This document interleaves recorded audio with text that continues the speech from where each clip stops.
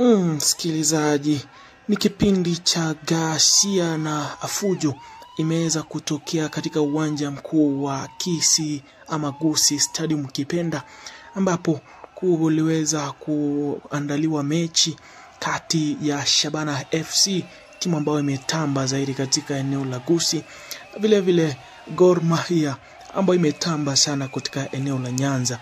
Na kwa hivyo kumeweza kuwa na purukushani pale, kukiweza kutokea na baadhi ya wafuasi wa timu zote hizo mbili wakiweza kuzua rabsha, kama unavyoweza kuangalia kwenye video ambazo zimeweza kuandamana na sauti hii.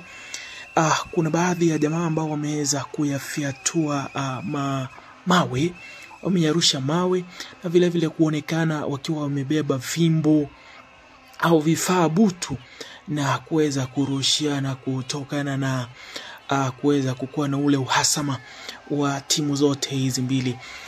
Kumbuka kwamba mechi hii ni mechi ambao ni kubwa sana, ikizingatiwa kwamba Shabana wako nambari ya 4 kwenye ligi kuu ya Kenya, na vile vile Gor Mahia wako na nambari 3.